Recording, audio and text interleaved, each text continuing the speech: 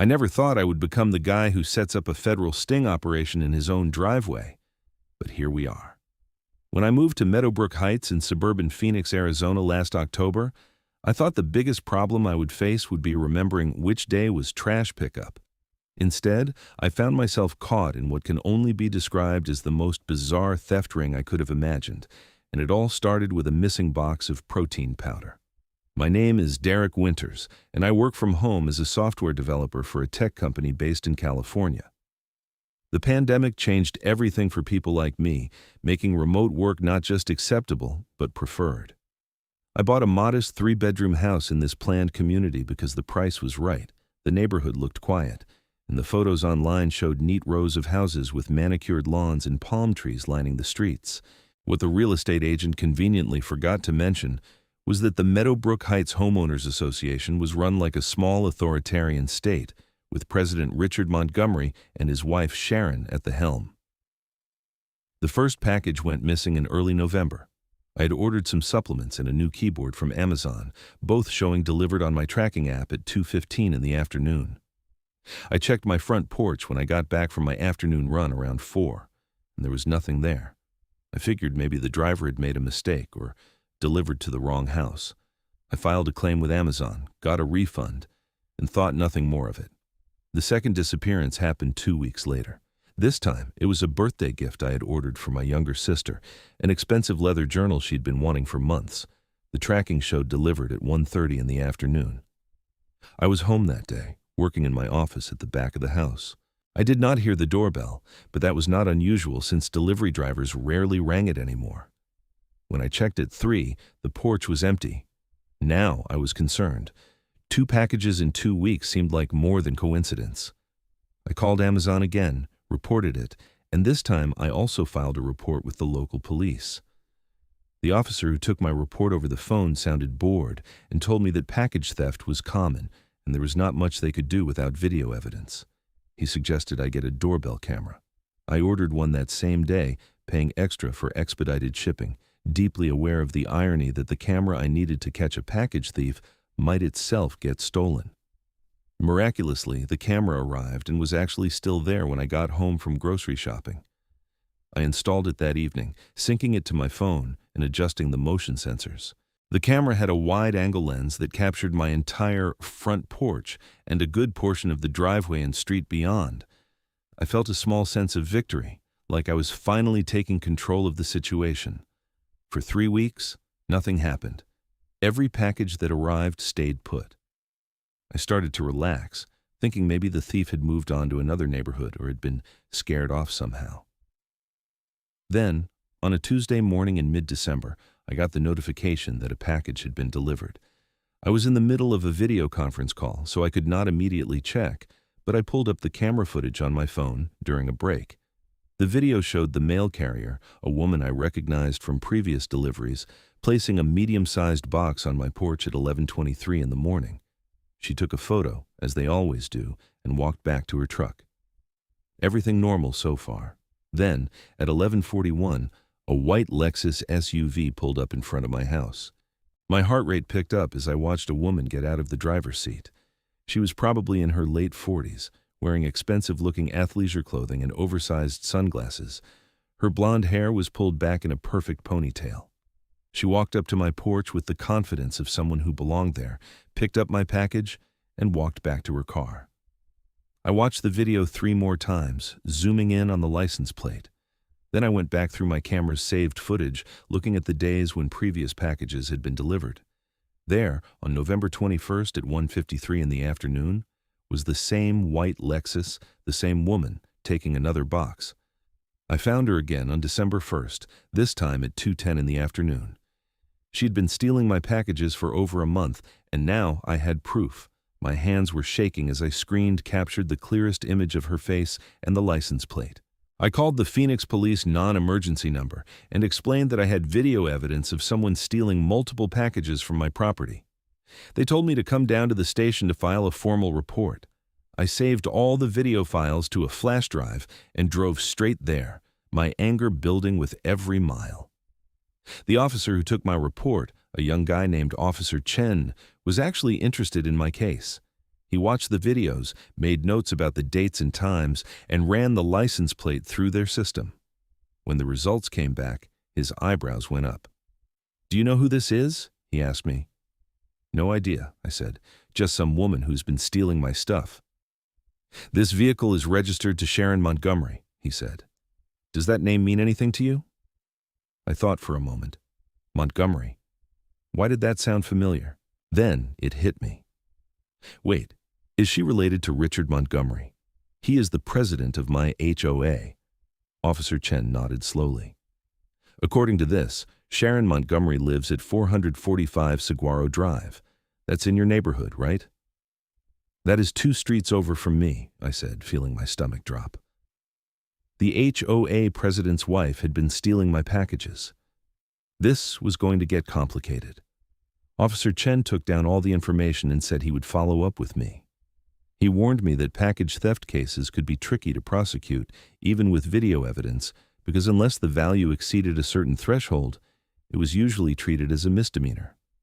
He suggested I might also want to contact the United States Postal Inspection Service if any of the stolen packages had been sent through USPS rather than private carriers.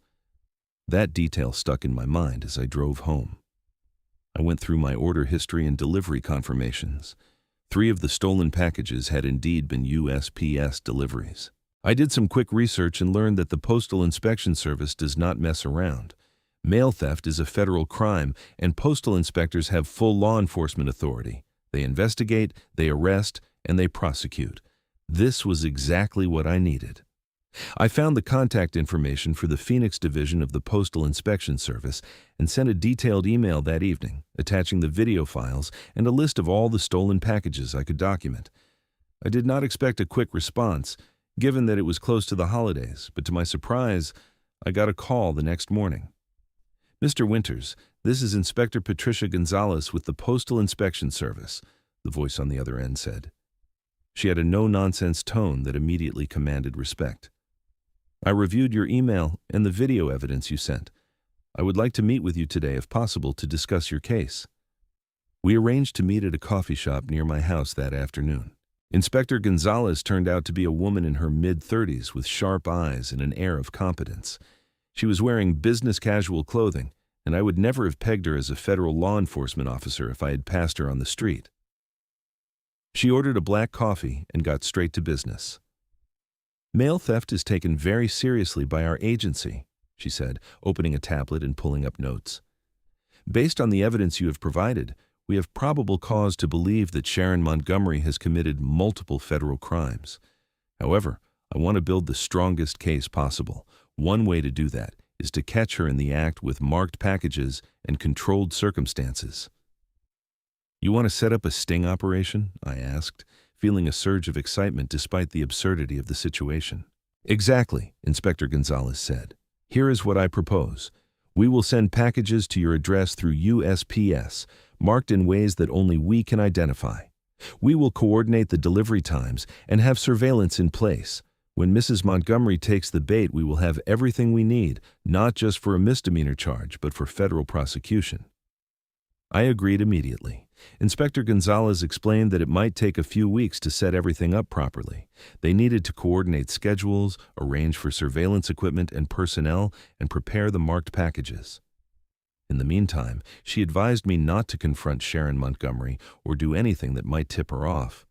That was harder than it sounded, especially when I saw her at the neighborhood holiday party 2 days later. The HOA had organized a gathering at the community center, one of those mandatory attendance, strongly encouraged events that no one really wants to go to but everyone shows up for anyway to avoid getting nasty letters about community participation. I almost skipped it, but decided it might actually be useful to observe Sharon and Richard Montgomery in their natural habitat. The community center was decorated with generic holiday decorations, all in the HOA-approved color scheme of red, white, and gold. There was a sad-looking buffet table with grocery store cookies and a punch bowl that definitely contained nothing stronger than fruit juice. About 40 residents milled around, making small talk and checking their phones. Richard Montgomery stood near the front of the room, holding court like a king addressing his subjects.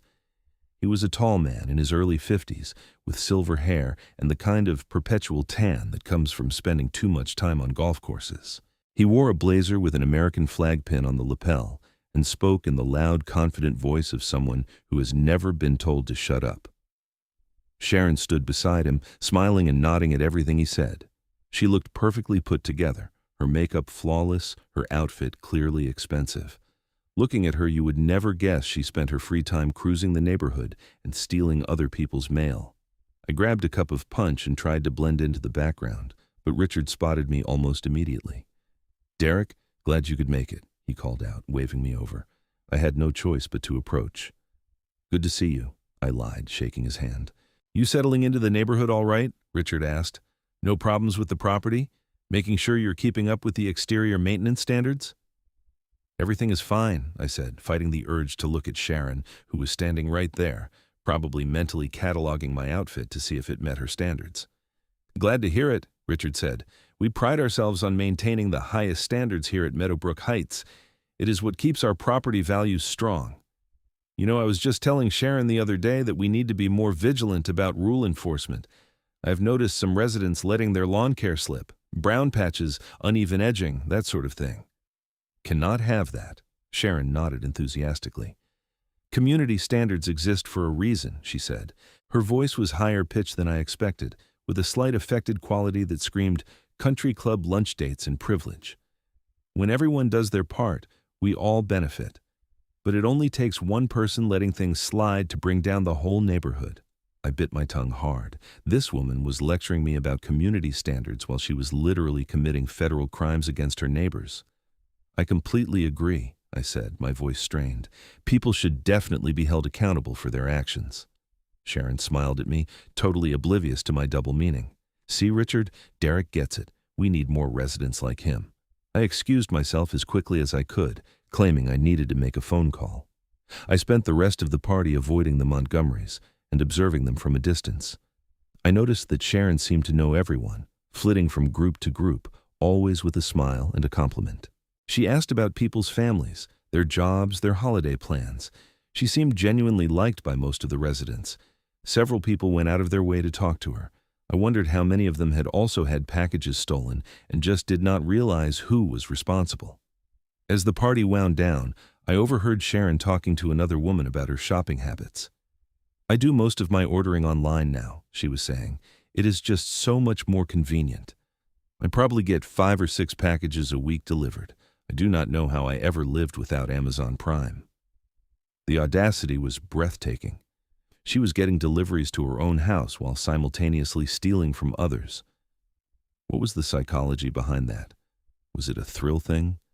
Was she targeting specific people?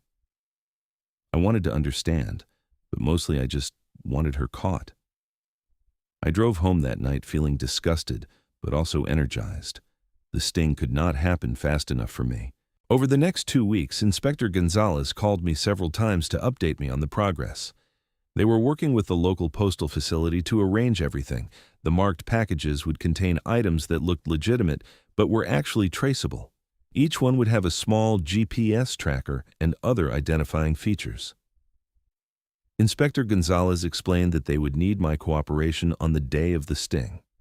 I would need to be present but out of sight, and I would need to act naturally in case Sharon was watching my house. Christmas came and went. I spent it with my parents in Tucson, grateful for the break from Meadowbrook Heights and all its drama. When I returned after New Year's, there was a letter in my mailbox from the HOA.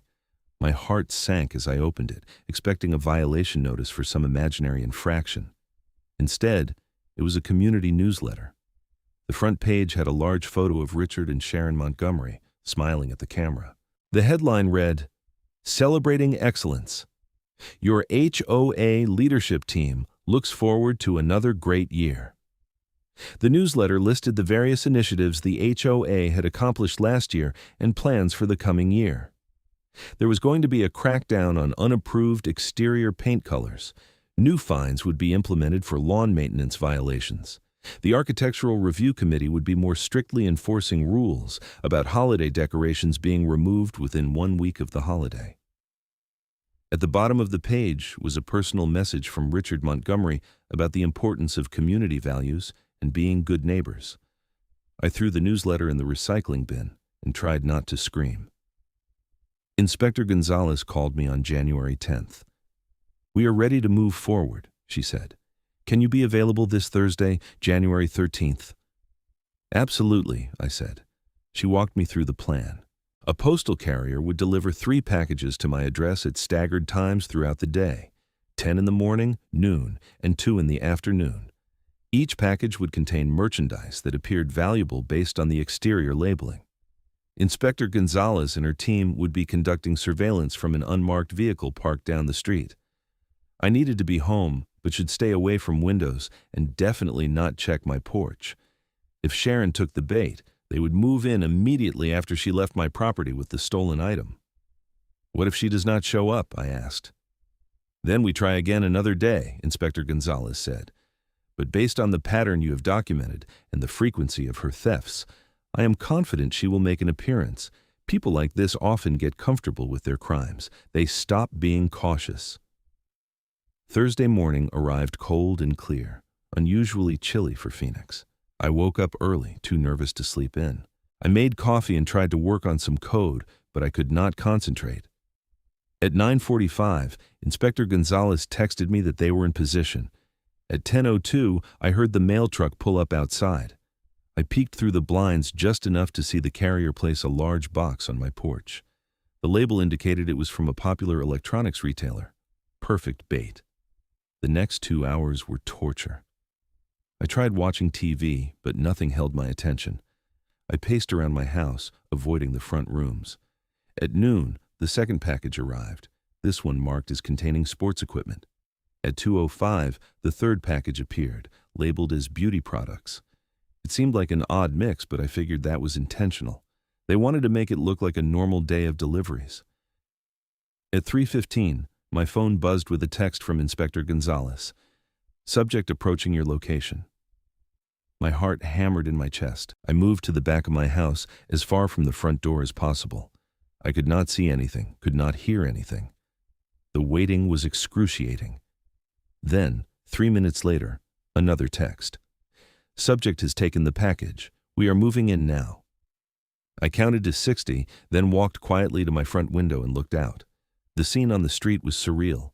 Sharon Montgomery's white Lexus was pulled over about 50 yards from my house, and there were 2 other vehicles blocking it in. Inspector Gonzalez and 2 other people in jackets marked Postal Inspector were standing by Sharon's driver's side door. Even from this distance, I could see Sharon's face through the windshield. She looked shocked, her mouth open, her hands visible on the steering wheel. I watched as Inspector Gonzalez appeared to be speaking to Sharon, probably asking her to step out of the vehicle. After a moment, Sharon complied. She was wearing yoga pants and a designer jacket, her hair in its usual perfect ponytail. One of the other inspectors went to the back of the Lexus and opened the trunk. Even from my vantage point, I could see boxes inside. Multiple boxes. Not just the one she had taken from my porch today, but others as well. The whole interaction lasted maybe 15 minutes. I saw them searching her vehicle, taking photos, bagging evidence. Sharon stood to the side, her arms crossed, her posture defensive. At one point she gestured emphatically, probably trying to explain herself. Inspector Gonzalez remained calm and professional, taking notes and occasionally speaking into a radio. Finally, I saw them place Sharon in the back of one of the vehicles. She was not handcuffed, at least not that I could see from this distance, but she was clearly being detained. The vehicles drove off, leaving the white Lexus parked on the street. Within minutes, my phone rang. "Mr. Winters, this is Inspector Gonzalez. We have taken Sharon Montgomery into custody. She had the package she took from your property in her possession, along with several other items we believe to be stolen from various addresses in your neighborhood. We will need you to come down to the field office later today to make a formal statement. Can you do that around 5? "Yes, absolutely," I said, my voice shaking slightly. "What happens now?" "She will be processed and charged with theft of mail, which is a federal offense," Inspector Gonzalez said. "Given the evidence we have collected, including your video documentation and the items found in her vehicle, I expect this will result in prosecution. You will likely be contacted by the U.S. Attorney's Office at some point to discuss your role as a witness." I gave my statement at the field office that evening, going through everything again in detail. Inspector Gonzalez told me that Sharon had initially denied everything, but when confronted with the video evidence in the marked package from my porch that was literally in her trunk, she broke down and admitted to taking a few packages here and there. She claimed it started as a mistake. She thought she was picking up a package that belonged to her, and then it became a sort of compulsion. She said she did not even want the items. She just liked the thrill of taking them. We hear variations of that explanation a lot, Inspector Gonzalez said, shaking her head. People trying to rationalize criminal behavior as some kind of addiction or mistake. Bottom line, she knowingly and repeatedly stole mail from federal carriers. That is a crime, regardless of her reasons. I drove home that night, feeling vindicated, but also strangely empty. I had been so focused on catching Sharon that I had not really thought about what would come after. Now I had to live in the same neighborhood as the woman I had helped arrest, and her husband was still the HOA president. This was going to get messy. The news spread through Meadowbrook Heights like wildfire. By Friday morning, I had 3 different neighbors call me to ask if I knew what happened to Sharon Montgomery. I played dumb, saying I heard she'd been arrested but did not know details. By Friday afternoon, Richard Montgomery was at my front door. He looked like he had aged 10 years overnight. His hair was messy, his eyes bloodshot. He was not wearing his usual blazer, just a wrinkled button-down shirt. "We need to talk," he said, his voice rough. I stepped out onto the porch, closing the door behind me. "What can I do for you, Richard?" "You know damn well what you can do," he said, his voice rising. "You got my wife arrested. Over what? Some missing packages? You could not have just talked to us like a reasonable person. You had to bring in the federal government." "Your wife stole from me," I said, keeping my voice level. "Multiple times. I have video evidence of her taking packages from my property. What was I supposed to do, just let her keep doing it?" "They are saying she might face federal charges," Richard said, and I could see tears forming in his eyes. "Do you understand what this means for our family, for our reputation, for my position as HOA president?" "That is not my problem," I said, and I meant it. "Your wife committed a crime. Multiple crimes, actually. She did this to herself." Richard's face flushed red. "You smug piece of—" He caught himself, taking a deep breath. "You just made a big mistake. Derek, a huge mistake. You think you can come into this neighborhood and cause trouble for people who have been here for years? You think there will not be consequences?" "Are you threatening me?" I asked, pulling out my phone. "Because I can record this conversation." Richard stepped back, his hands up. "I am not threatening anyone. I'm just saying that actions have consequences. For everyone." He turned and walked back to his car, a black Mercedes that probably cost more than my entire yearly salary. I went back inside, my hands shaking slightly. This was exactly what I had been worried about. I called Inspector Gonzalez and told her about the confrontation. She took notes and said if Richard approached me again in a threatening manner, I should document it and contact the police. Over the next week, things got increasingly uncomfortable. I started receiving violation notices from the HOA for things I had never heard of. My grass was allegedly half an inch too long in one section. My trash cans were visible from the street for 17 minutes past the acceptable time on pickup day. My porch light was supposedly the wrong color temperature and did not match community standards. Each notice came with a fine, $25 here, $50 there. It was obvious harassment, but proving it would be difficult. I was not the only one who noticed. My next-door neighbor, a retired teacher named Margaret, came over one evening with a bottle of wine and a sympathetic expression. "I heard about what happened with Sharon," she said, "and I have been watching Richard's behavior toward you. This is retaliation, Derek. It is not right." "I'm documenting everything," I said, "but I do not know what else to do." Margaret sighed. "Richard has always been a bit of a control freak, but Sharon kept him in check. She was actually the nicer one of the two, or so we all thought. But now he is spiraling. I have lived in this neighborhood for 8 years, and I have seen him go after people before when they crossed him. He made one family's life so miserable with violations and fines that they ended up selling their house just to get away from the harassment." "That is insane," I said. "How is that legal?" Technically, he is enforcing HOA rules, Margaret said, but he is doing it selectively and vindictively. The problem is, most people do not want to fight him because it is expensive and time-consuming. It is easier to just sell and move. I am not moving, I said firmly. I did nothing wrong. Sharon stole from me. I had every right to report it. Margaret smiled. Good for you. Just be careful and keep documenting everything. I took her advice seriously. I started a detailed log of every interaction with the HOA, every violation notice, every fine. I took photos with timestamps of my property to prove that many of the alleged violations did not actually exist. I also reached out to a lawyer who specialized in HOA disputes to understand my rights. The lawyer, a sharp woman named Catherine Reeves, reviewed my documentation and the HOA's governing documents. This is textbook retaliation, she said. The problem is that HOAs have broad authority, and fighting them can be expensive. However, you have a good case here, especially given the timing and the obvious selective enforcement.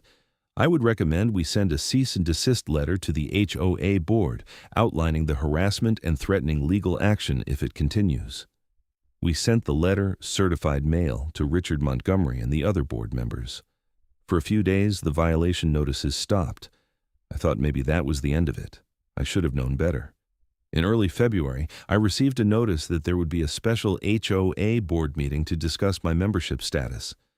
The letter was vague about what that meant, but the implication was clear. They were going to try to force me out somehow. The meeting was scheduled for February 15th at 7 in the evening at the community center. All homeowners were invited to attend. I called Catherine immediately. Can they actually kick me out of my own house? I asked. No, she said. They cannot force you to sell or remove you from the property, but they can make things very difficult. They might try to levy additional fines, suspend your voting rights, or restrict your use of common areas. I strongly suggest you attend this meeting with me present. I will represent you and make sure they do not overstep their authority. The meeting was on a Tuesday, and I felt sick to my stomach all day. Catherine met me at the community center at 6:45. We walked in together, and I immediately noticed that the room was packed. At least 60 residents were there, far more than had attended the holiday party. Richard Montgomery sat at a table at the front of the room, flanked by 2 other board members, a stern-looking woman named Patricia, who served as treasurer, and a middle-aged man named Tom, who was the secretary. Richard glared at me as I took a seat in the back row. At exactly 7, Richard called the meeting to order. He went through some routine business, first approving minutes from the previous meeting, discussing the budget, updating everyone on landscaping contracts. Then he got to the main event. As many of you know, Richard said, his voice tight, we have had an unfortunate situation in our community recently. One of our residents made serious accusations against another resident, leading to legal complications and significant distress for multiple families. This kind of behavior is contrary to the spirit of community and cooperation that Meadowbrook Heights was founded upon. I felt the eyes of dozens of neighbors on me. Catherine put a hand on my arm, a silent signal to stay calm. The board has reviewed the situation, Richard continued, and we are deeply concerned about the impact this has had on our neighborhood's reputation and harmony. We are exploring all available options to ensure that residents who cannot or will not uphold our community values are held accountable. Catherine stood up. Excuse me, Mr. Montgomery. My name is Catherine Reeves, and I am Mr. Winters' legal counsel. Before you continue, I want to make it very clear that this board does not have the authority to punish or penalize Mr. Winters for exercising his legal rights. If this meeting is intended as a form of retaliation for his cooperation with law enforcement in a criminal matter, then this board is exposing itself and this HOA to significant legal liability. The room went silent. Richard's face turned red. This is not retaliation, he said. This is about community standards. Then perhaps you can explain, Catherine said smoothly, why Mr. Winters has received more violation notices in the past 3 weeks than he received in his entire first 3 months of residency, and why those violations are for increasingly trivial matters that do not appear to be enforced against other residents. Murmurs rippled through the crowd. Several people pulled out their phones, probably taking notes or recording. Richard looked flustered. We enforce rules equally against all residents, he stammered. That is demonstrably false, Catherine said. She pulled out a folder. I have documentation here showing that at least 5 other properties on Mr. Winters' street currently have the same alleged violations that he has been fined for, yet those residents have received no notices. Would you like me to enter this into the public record? Patricia, the treasurer, leaned over and whispered something to Richard. He shook his head stubbornly. The board stands by its enforcement actions, he said. Mr. Winters has shown a pattern of behavior that is disruptive to this community. His actions led to the arrest of a long-standing resident over a minor misunderstanding. Theft of mail is a federal crime, not a minor misunderstanding, Catherine interrupted. And whether or not you personally like how Mr. Winters handled being victimized by theft, he had every legal right to report it to the appropriate authorities. Your wife made the choice to steal from him and other residents. Your wife is the one facing federal charges. Mr. Winters is the victim here, not the perpetrator. The room erupted in conversation. Several people called out questions. Was Sharon really stealing packages? Had other people had packages go missing? Why was this the first they were hearing about it? Richard banged a gavel on the table, trying to restore order. This is not the forum for discussing ongoing legal matters, he said loudly. I called this meeting to address Mr. Winters' behavior, not to litigate my family's personal business. An older man in the third row stood up. I recognized him from neighborhood walks. His name was something like Bill or Bob. With all due respect, Richard, if your wife was stealing from residents, we have a right to know. I had 3 packages go missing over the holidays. I thought it was just bad luck or porch pirates from outside the neighborhood. Are you telling me it was Sharon? I am not telling you anything, Richard snapped. Those allegations have not been proven in court. She was caught in the act by federal postal inspectors, Catherine said. The evidence is quite substantial. I am sure Mr. Winters would be happy to share his security camera footage showing Mrs. Montgomery taking packages from his property if anyone would like to see it. That opened the floodgates. At least a dozen residents started talking at once, many saying they also had missing packages. The meeting devolved into chaos, with Richard losing control completely. Patricia called for a motion to table the discussion of Mr. Winters' membership status, and Tom seconded it. They took a vote, and even Richard had no choice but to go along with it. The meeting adjourned in disarray. As people filed out, several neighbors came up to me to apologize and express support. Margaret gave me a hug. A younger couple who lived 3 houses down from me said they had suspected something was off with Sharon, but never had proof. Bill, I learned his name was actually Brian, shook my hand and thanked me for exposing what was happening. Richard left without speaking to anyone, his face dark with anger. I knew this was not over, but at least now other people were aware of what was really going on. Over the next few weeks, the dynamics in Meadowbrook Heights shifted dramatically. A group of residents started organizing to recall Richard from his position as HOA president. They gathered signatures, held informal meetings, and built support. I tried to stay out of it, not wanting to make myself more of a target, but Catherine advised me to be available if they needed testimony about Richard's retaliation. Sharon's case moved forward through the federal system. Inspector Gonzalez called me in March to let me know that Sharon had accepted a plea deal. She pleaded guilty to theft of mail and would be sentenced in April. The prosecutor was recommending probation, community service, and restitution to the victims. She would also have a federal conviction on her record, which would follow her for the rest of her life. We identified at least 11 other residents of your neighborhood who had packages stolen by Mrs. Montgomery over a 5-month period, Inspector Gonzalez told me. The total value exceeds $4,000. She has agreed to pay back every penny. What made her do it? I asked. Did you ever find out? Inspector Gonzalez sighed. Honestly, I think it was a combination of things. Boredom, entitlement, a need for control. She told our psychologist that she felt invisible and powerless in her marriage, that her husband made all the decisions, and she had no autonomy. Taking packages gave her a sense of power, like she was getting away with something. It is not uncommon in these cases for the perpetrator to have deeper psychological issues. I felt a strange pang of sympathy for Sharon, which I immediately hated myself for. She had stolen from me and lied about it. She had caused me stress and cost me money and time. But I also could not help thinking about how sad her life must have been if stealing packages was her only outlet for feeling in control. The recall effort against Richard succeeded in late March. A special election was held, and he was voted out as HOA president by a significant margin.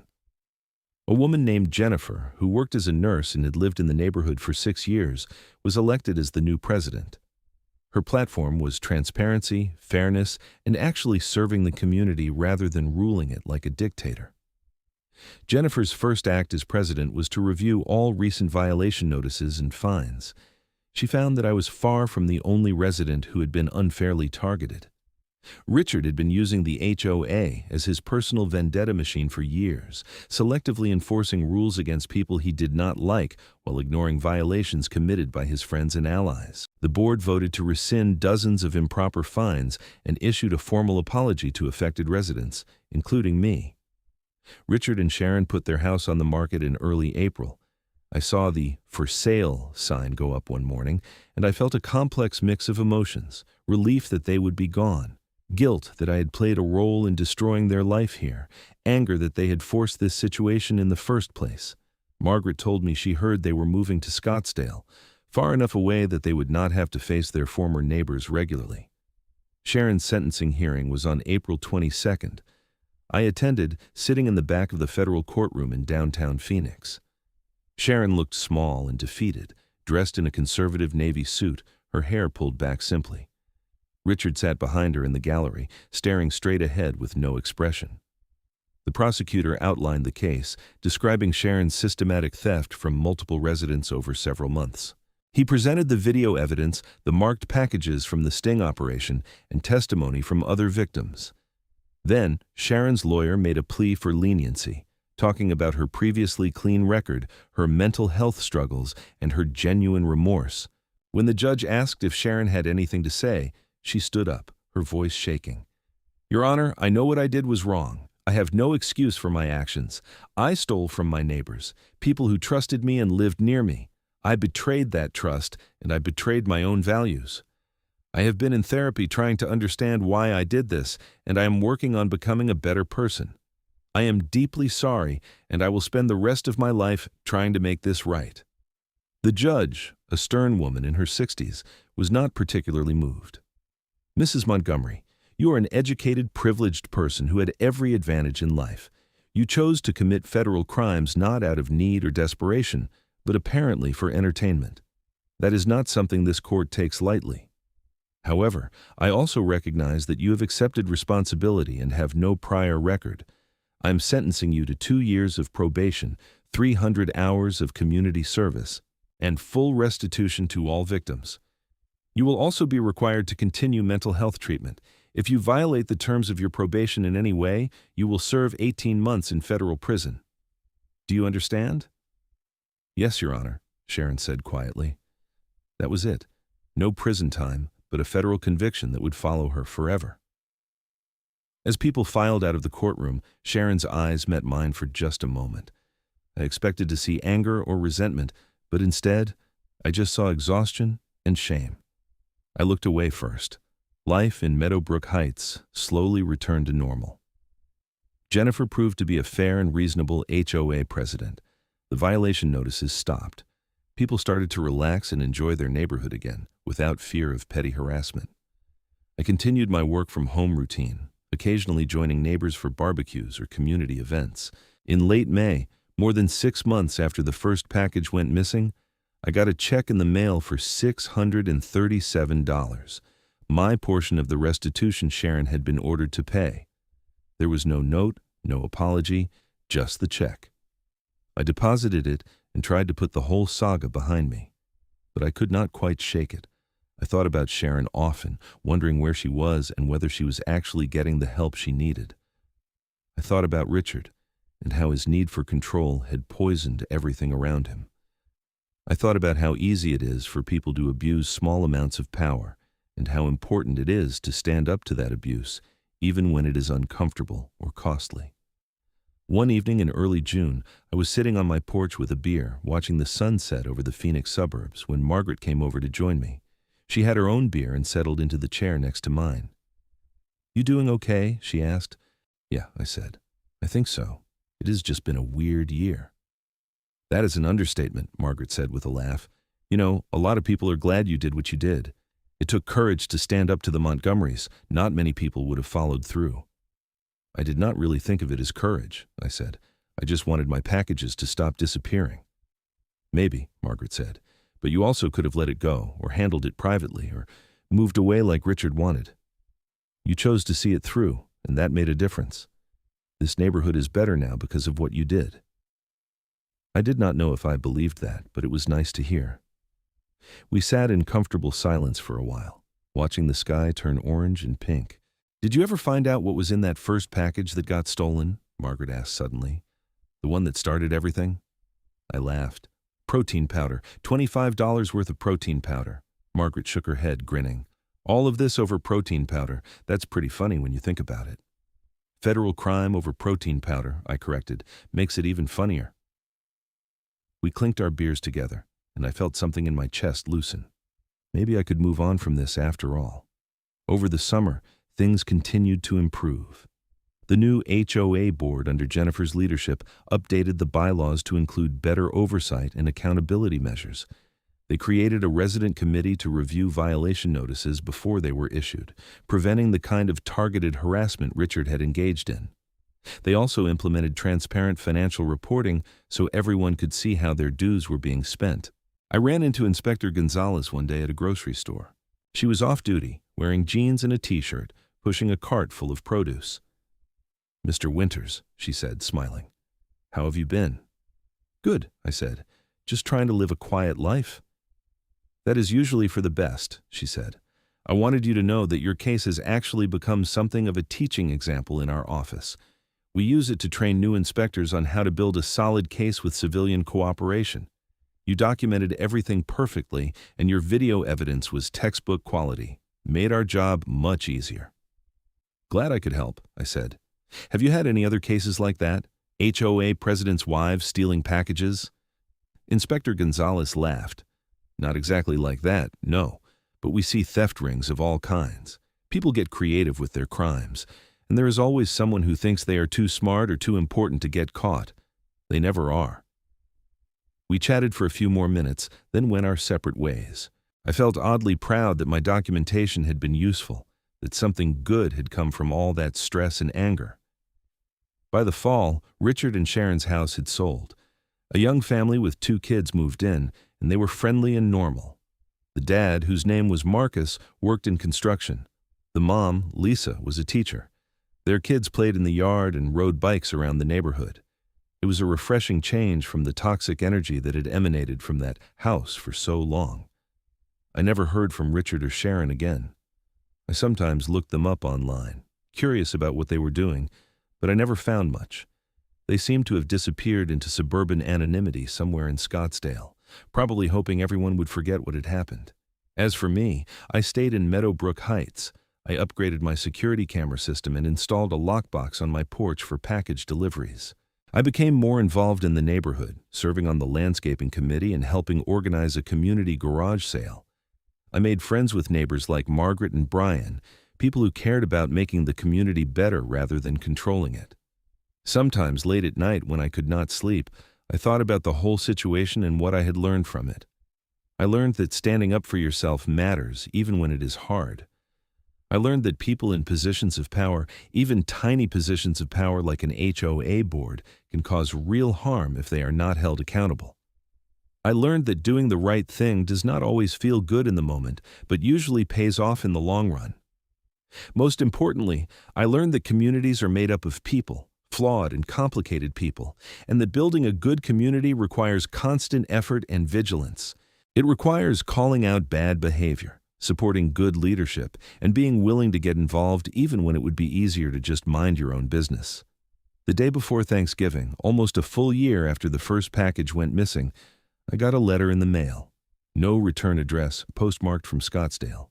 Inside was a handwritten note on plain white paper. Dear Derek, it read, I doubt you want to hear from me, and I do not blame you. But I wanted to write to tell you that I am sorry. Really, truly sorry. What I did was wrong, and there is no excuse for it. I have spent the past year in therapy trying to understand my behavior and become a better person. I am not asking for forgiveness or sympathy. I just wanted you to know that I take full responsibility for my actions, and I hope you are doing well. I hope the neighborhood is doing well. I know I can never make this right, but I'm trying to make better choices every day. That is all I can do. I wish you all the best. Sharon. I read the letter 3 times, trying to figure out how I felt. Part of me wanted to be angry that she was reaching out after everything that had happened. Part of me was touched that she had taken the time to apologize directly. Mostly, I just felt tired of thinking about it. I folded the letter and put it in a drawer. Maybe someday I would decide what to do with it. For now, I just wanted to enjoy my life without the shadow of Sharon Montgomery's crimes hanging over me. Thanksgiving was good. I hosted a small dinner at my house with Margaret, Brian, and his wife, and a few other neighbors. We ate too much food, told stories, and laughed until our sides hurt. As I looked around my dining room at these people who had become friends, I felt genuinely grateful. Grateful for this neighborhood, for this house, for the community we were building together. When everyone had gone home and I was cleaning up, I thought about how different things were from a year ago. Last Thanksgiving, I had been in my first month of living here, blissfully unaware of what was coming. I had not known about Sharon's thefts, about Richard's vindictiveness, about the drama that would consume months of my life. If someone had told me then what would happen, I probably would have broken my lease and moved away immediately. But I did not regret staying. I did not regret reporting Sharon to the postal inspectors. I did not regret fighting back against Richard's retaliation. All of it had been necessary, and all of it had led to this moment. Standing in my kitchen, in a house I owned, in a neighborhood I cared about, surrounded by people who had my back. As I finished loading the dishwasher, my phone buzzed with a text from Jennifer, the HOA president. "Happy Thanksgiving, Derek. Thanks for being such a great neighbor and for helping make Meadowbrook Heights a better place. We are lucky to have you here." I smiled and texted back my thanks. Then I poured myself a glass of wine, turned off the kitchen lights, and went to sit on my porch. The November night was cool and clear, the stars visible despite the city lights. I could hear families in other houses, music playing, kids laughing, normal, peaceful suburban sounds. This was what community was supposed to be. Not perfect, not without problems, but fundamentally decent. People looking out for each other, holding each other accountable, working together to build something good. It had taken a lot to get here: federal investigators, legal battles, recalls, and elections. But it had been worth it. I thought about Sharon one more time, wondering if she was sitting somewhere in Scottsdale on this same Thanksgiving evening, thinking about what she had lost. I hoped she really was getting better, that therapy was helping, that she had learned from her mistakes. Not for her sake, really, but for the sake of whoever her neighbors were now. Everyone deserved to live without fear that their packages would disappear, that someone they trusted was betraying that trust. As I sat there in the darkness, I made a mental promise to myself. I would never take for granted the simple pleasure of ordering something online and having it actually arrive. I would never ignore my gut feeling if something seemed off. And I would never be afraid to stand up for myself, no matter how powerful or connected the person on the other side might be. The wind picked up slightly, rustling the palm trees that lined the street. Somewhere in the distance, a dog barked. My phone buzzed again, probably someone sending more Thanksgiving messages. But I did not check it. I just sat there, present in that moment, grateful for the peace that had been so hard won. Eventually, I went inside, locked the door, and went to bed. Tomorrow would be another day in Meadowbrook Heights. There would be HOA business to attend to, neighbors to chat with, packages to receive and actually keep. Normal, boring, beautiful suburban life. After everything that had happened, I would never take that normalcy for granted again. The package theft saga was over. Sharon Montgomery was gone, living with the consequences of her choices. Richard Montgomery was gone, his petty tyranny ended. The neighborhood had healed and moved forward. And I remained, more rooted in this community than I ever expected to be, shaped by the experience but not defined by it. As I drifted off to sleep, my last thought was simple. I was home, and my packages were safe. Sometimes that is all you need.